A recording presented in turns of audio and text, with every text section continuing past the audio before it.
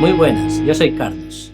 Привет, yo soy Alina y esto es Blablamos. El podcast dedicado al entretenimiento con temas de música, Series, películas turismo. y muchas cosas más. Comenzaremos con una serie de episodios referidos a la historia de la música.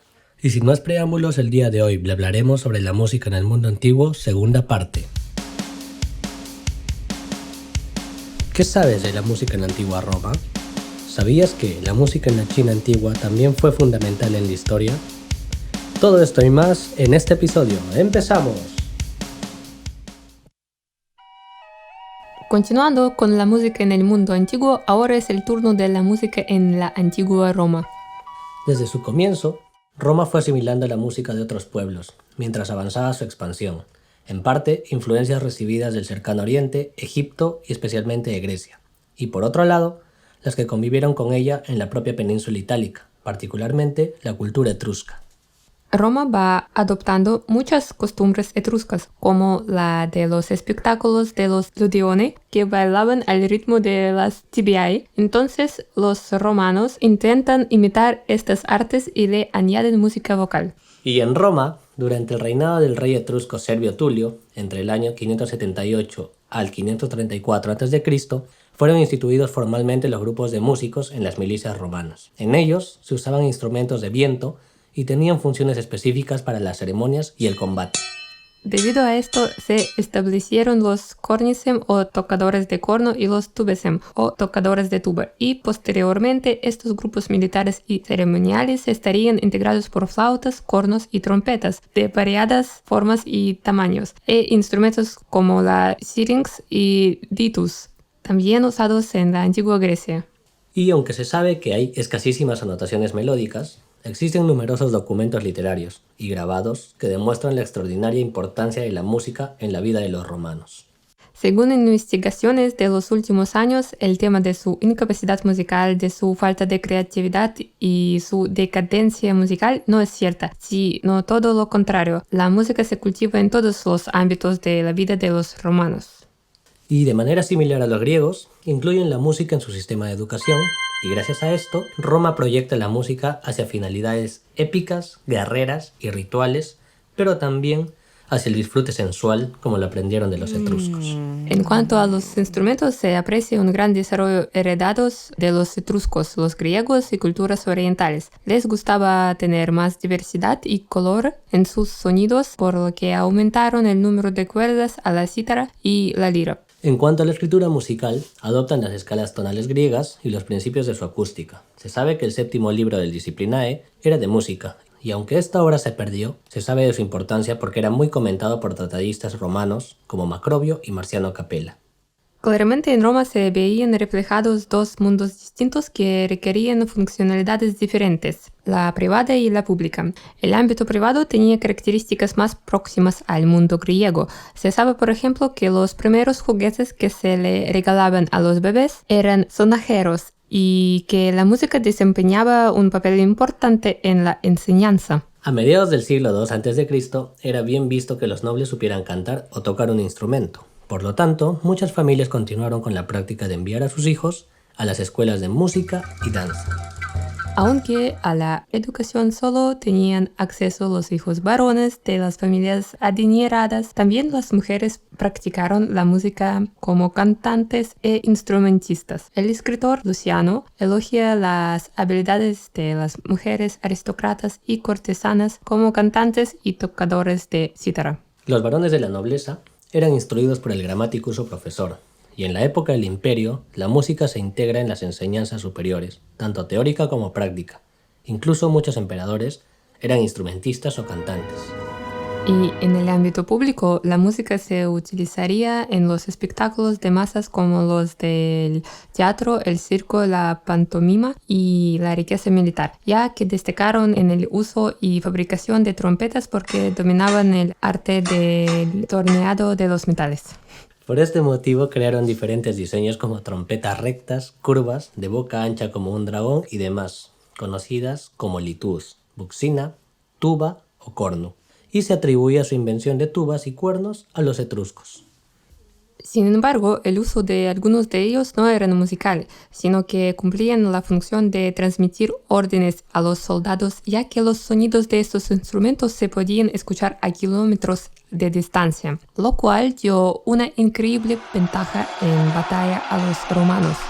La música era muy importante también en la vida religiosa, donde destacan las danzas de los sacerdotes salios del dios Marte, que guardaban los escudos, símbolos del rayo, celebrando su ritual cantando, bailando y golpeando sus escudos, y decían que uno había caído del cielo.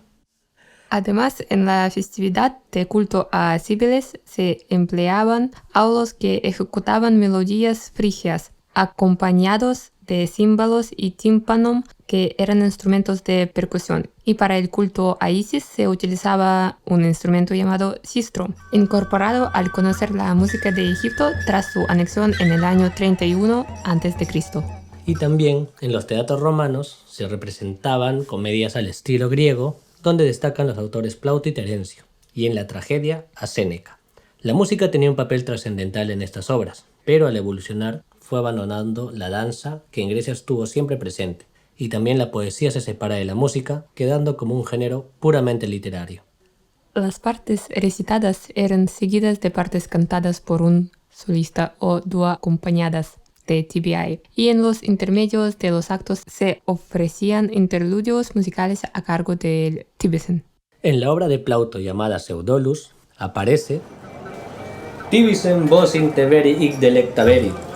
El flautista os habrá deleitado en el intermedio.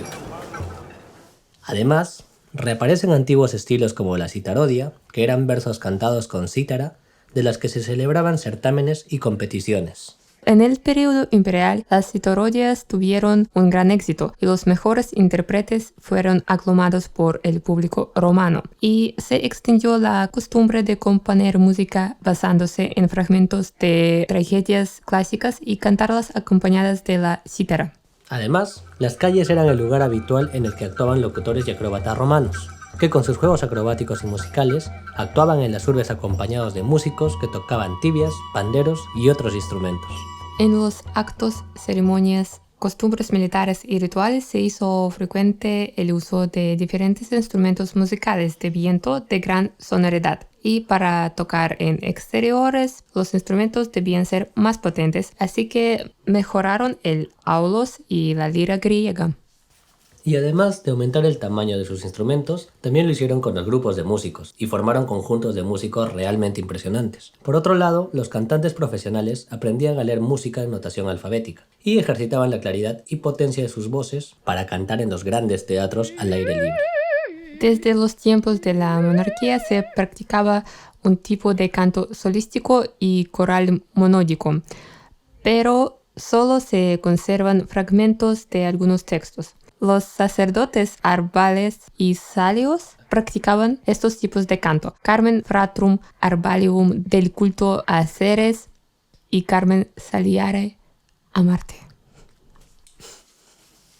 Y también habían cantos conviviales de contenido épico histórico, Carmina Convivalia.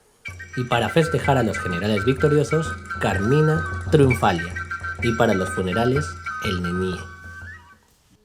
Los instrumentistas profesionales bajo la tutela de maestros estudiaban adaptación, improvisación, interpretación, composición y las obras de maestros como Timoteo y Pólido. Estos virtuosos de la música eran muy respetados, realizaban giras de conciertos por el imperio y recibían pagos importantes. Sí, muy parecido a las bandas o a los grupos ahora en la actualidad, solo que dentro del imperio romano. Además, destacaron músicos de origen griego como Ternos, maestros de Nerón y gran intérprete de cítara, Menícrates, Polión y Mesómedes, autor de himnos a Helios y Némesis. Tras el establecimiento de los Juegos Capitolinos, los instrumentistas, músicos, cantores y poetas destacados eran premiados junto a atletas y deportistas. Es decir, existía un concurso entre los músicos. Muy parecido a unas olimpiadas, posiblemente. Sí. Pues a partir de estos acontecimientos, la música es considerada como un importante espectáculo, además de arte. por lo que los músicos gozaban de condiciones y tratos especiales en la sociedad romana. Y aquí, un fragmento del himno a Némesis, compuesto por Mesómenes.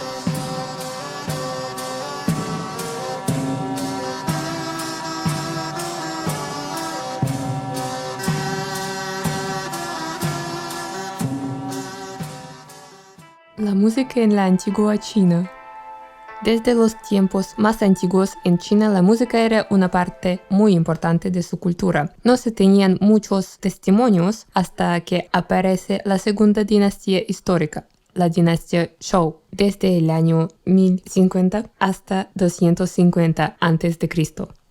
Sin embargo, se sabe que ya en la primera dinastía la música formaba parte de cualquier tipo de ceremonia de la China imperial.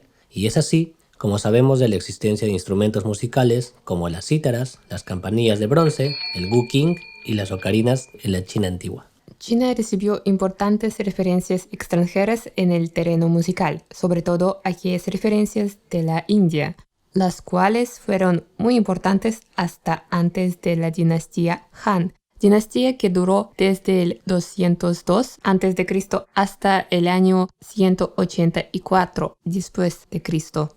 También en China, al igual que en otras civilizaciones, la música tenía un carácter ceremonial y acompañaba toda clase de ritos religiosos, tanto budistas como taoístas.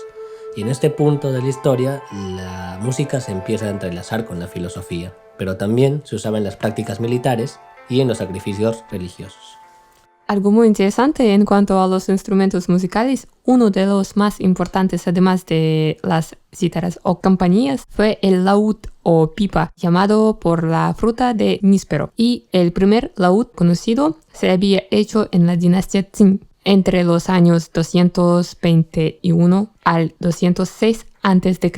El Qing o guzheng, un instrumento de cuerdas que tiene casi 5.000 años de antigüedad y además de instrumentos tipo flauta hechos de tubos de bambú.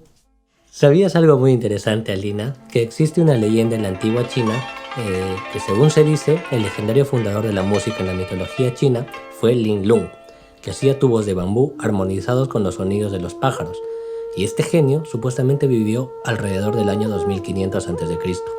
y creó una especie de escala pentatónica. Sin embargo, es un poco más complejo que solo una escala pentatónica. Y una explicación un poco rápida de lo que hizo Lin Lung es que básicamente nuestra octava musical está dividida en 12 semitonos, teniendo 12 sonidos diferentes. Y la escala china estaría dividida en secciones menores que uno de nuestros semitonos. Esto quiere decir que hay como un semisemitono dentro de un semitono nuestro, lo cual produce que tenga 23 sonidos diferentes. Y para nosotros, esto nos daría una sensación de estar desafinada. Wow, esto es un descubrimiento para mí, no sabía. Y sabes que de verdad también he notado esta sensación de estar desafinada en algunas melodías de China, ¿sabes? Pues sí, al igual que yo. A veces entre la música china y la música hindú siento esas cosas medio desafinadas que para nosotros no tiene sentido, pero pues eso es parte de la música, de su cultura. Ahora sabemos por qué. Ahora lo sabemos. Sí, muy bien. Y sobre la danza y los bailes también fueron parte fundamental y se han encontrado imágenes de bailarines chinos en cerámica de 4.500 años de antigüedad. Y el libro de las canciones registra un festival de danza en la dinastía Zhou. Y en el siglo VI a.C. se realizaban pantomimas en las cortes dinásticas, consideradas como los precursores del teatro chino, donde mezclaban historias, canciones y bailes. Pues qué increíble, es muy interesante saber que el teatro chino tiene tanta historia desde sus inicios de la época de la antigua China. Y bueno, finalmente, en la antigua China se decía que la música brindaba armonía a la naturaleza a través del yin y el yang, y también se usaba para el placer, el entretenimiento y para combinar o mezclarse con los sonidos de la naturaleza. Confucio decía: para educar a alguien hay que empezar con poemas, hacer énfasis en las ceremonias y concluir con música.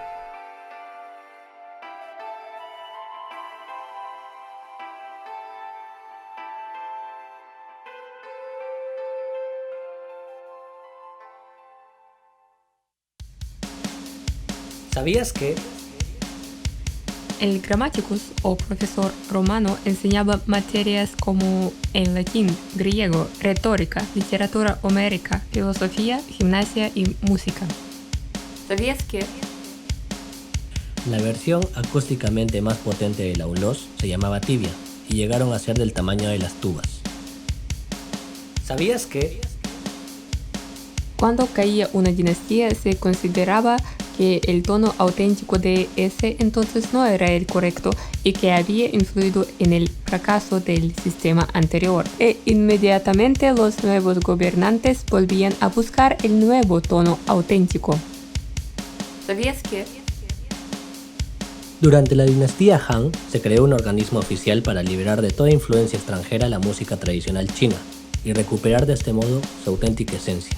Y esta administración continuó su labor hasta el siglo XX. En conclusión, la cultura romana, al ser tan extensa, logró reunir lo mejor de cada civilización que anexó a su imperio, y esto contribuyó a la fusión e integración de los sonidos y el desarrollo musical del mundo mediterráneo antiguo. Desde los tiempos más antiguos, en China, la música siempre fue considerada sumamente importante. Todas las dinastías le dedicaban un apartado especial. Aún hoy, su música está impregnada de la tradición secular, legendaria y misteriosa, de una de las filosofías más antiguas del mundo. Si antes no sabíamos nada, ahora sabemos algo. Y si sabíamos algo, ahora sabemos más. Esto fue Blablamos, nos vemos en el siguiente episodio. Gracias por escucharnos, síguenos en nuestras redes sociales en Facebook, Instagram, YouTube, Twitter, TikTok, Spotify. Hasta la próxima.